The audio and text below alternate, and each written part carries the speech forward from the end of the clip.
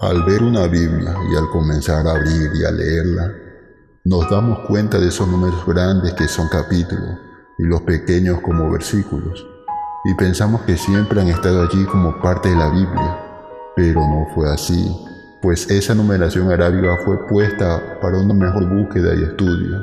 Es así que todos, para hablar de una cita bíblica, empleamos los capítulos y los versículos. Sin embargo, muchos desconocen de dónde provino aquellas divisiones en capítulos y subdivisiones en versículos. Y es que este trabajo de segmentación fue un proceso que duró más de 3 siglos. Los estudiosos bíblicos, para poder facilitar la búsqueda de pasajes, habían probado muchos sistemas de divisiones, en porciones o en capítulos.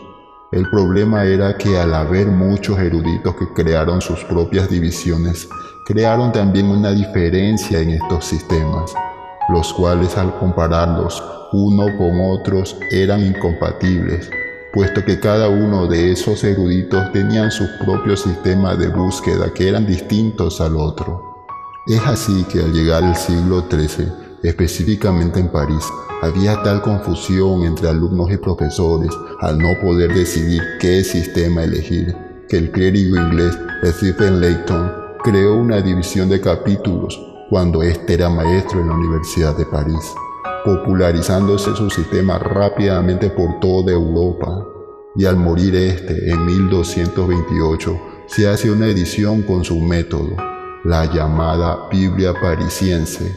Y es que con el resultado de su trabajo, el éxito fue tan grande que inmediatamente fue adoptado por los doctores de la Universidad de París y hasta por los mismísimos judíos. Sin duda este trabajo, el cual se popularizó rápidamente por toda Europa, fue esencial para el estudio de la Biblia, y es el sistema numérico de capítulos que se usa actualmente en todas las Biblias. Y es así que este proceso no se quedó allí, pues tal como la división de los capítulos tuvo varios eruditos, asimismo fue la creación numérica de los versículos. Los masoretas, que existieron entre los años 500 y 900 después de Cristo, eran eruditos judíos, los cuales idearon un sistema en el que copiaban los textos bíblicos y dividían los párrafos de la Torá, y su método les permitía tener más precisión y mantener la veracidad de sus copias.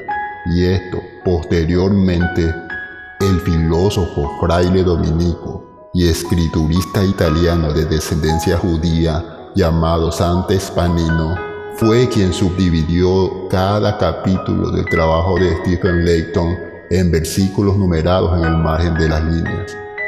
Y es así que en el Antiguo Testamento, Vanini siguió las divisiones en versículos hechas por los masoretas, y el Nuevo Testamento continuó parcialmente en esa misma línea masorética. Sin embargo, los versículos que propuso para el Nuevo Testamento eran 3 o 4 veces más largos que los actuales. Todo este trabajo fue publicado en la edición latina de la Biblia hecha en Lyon en 1528. El trabajo de Vanini tuvo gran aceptación por los rabinos por su adhesión literal al texto hebreo.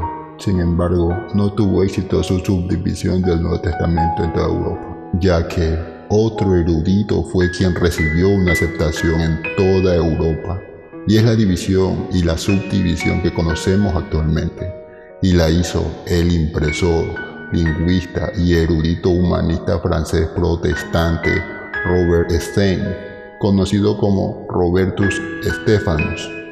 Stein tuvo 4 ediciones conocidas del Nuevo Testamento griego. Sin embargo, la más difundida fue la edición de 1550, conocida como la edición real, donde utilizó una clara y elegante tipografía griega. A estos caracteres griegos se los llamó caracteres griegos reales, diseñados por Claude Garamond. Garamond es una fuente latina usada aún actualmente por los programas informáticos.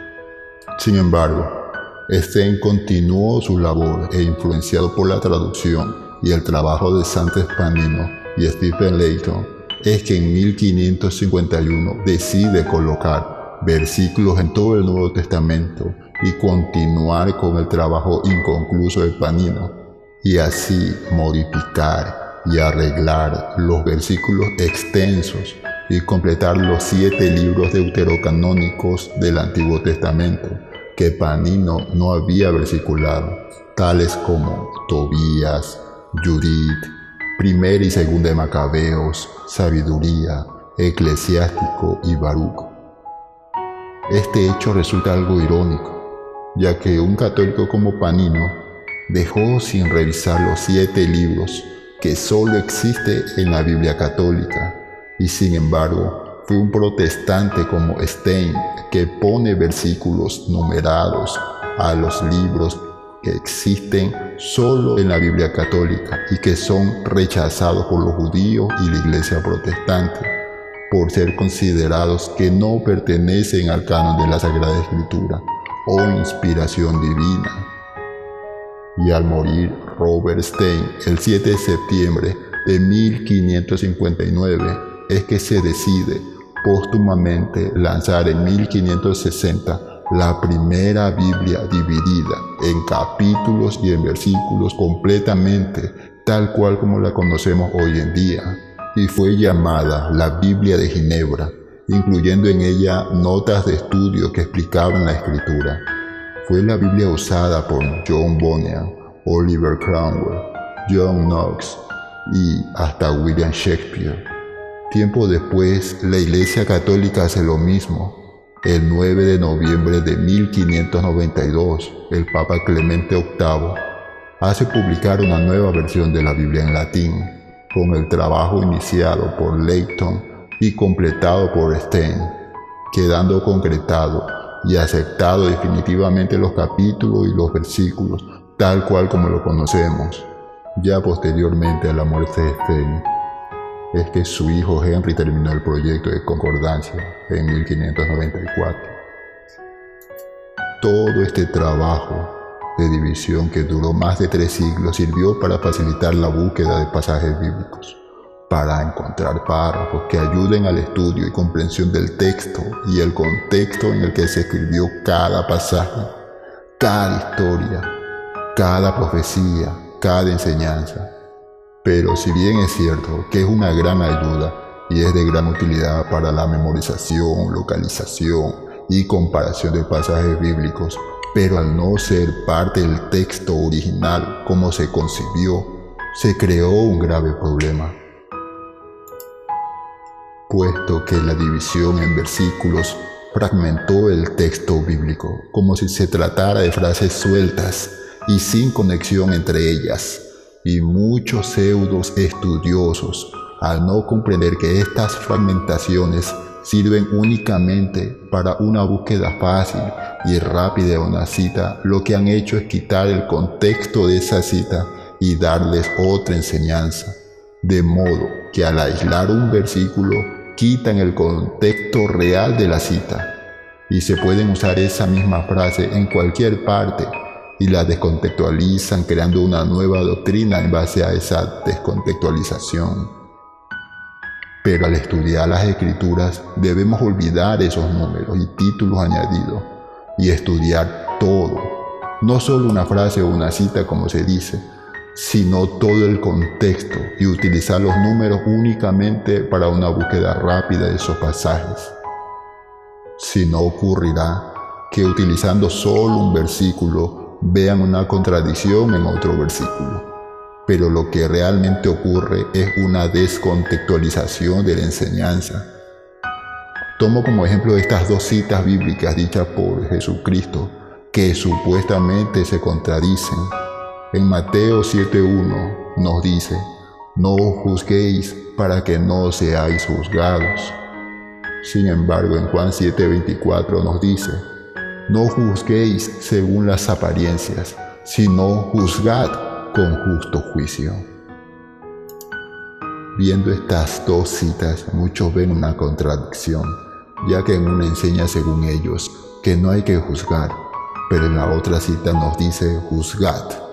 Y es que muchos dicen no juzguéis o serás juzgado, como si fuese una prohibición a juzgar.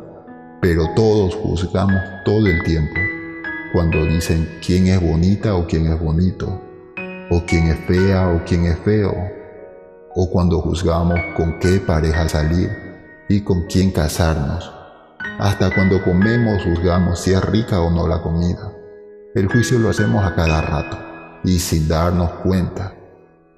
Pero si siguen leyendo la enseñanza de Jesucristo, se darán cuenta que no es una prohibición, sino una advertencia de la hipocresía del juicio, y que se debe tener mucho cuidado con lo que se juzga, puesto que si se tiene el mismo pecado, será condenado por su propio juicio, y si se tiene el mismo error, es mejor quedarse callado y no juzgar. Veamos toda la enseñanza completa. En Mateo 7, del 1 al 5 nos dice: no juzguéis para que no seáis juzgados, porque con el juicio con que juzgáis seréis juzgados, y con la medida con que medís os serás medido. ¿Y por qué miras la paja que está en el ojo de tu hermano, y no echas de ver la viga que está en tu propio ojo? ¿O cómo dirás a tu hermano: déjame sacar la paja de tu ojo, y he aquí la viga en el ojo tuyo? Hipócrita, saca primero la viga de tu propio ojo, y entonces verás bien para sacar la paja del ojo de tu hermano. Si observan detenidamente el versículo 3 al 5, no prohíbe el juicio. Al contrario, en el versículo 5 dice que saque primero la viga del propio ojo, y entonces verá bien para sacar la paja del ojo de su hermano. Como ven, no es una prohibición, sino una advertencia de cuidado que debemos tener cuando juzguemos, ya que no debemos juzgar a otros si tenemos el mismo pecado, porque eso es hipócrita y seríamos condenados por nuestro propio juicio. Viendo ya la enseñanza completa, comprendemos que no hay contradicción entre ambas citas, ya que ambas nos enseñan de cómo debemos juzgar y tener mucho cuidado de la hipocresía del juicio. Porque vimos ahora la enseñanza completa y no fragmentada en versículos, es que podemos entender la enseñanza completa. Ahora, ¿entiendes por qué un versículo aislado quita todo el contexto y toda la enseñanza real?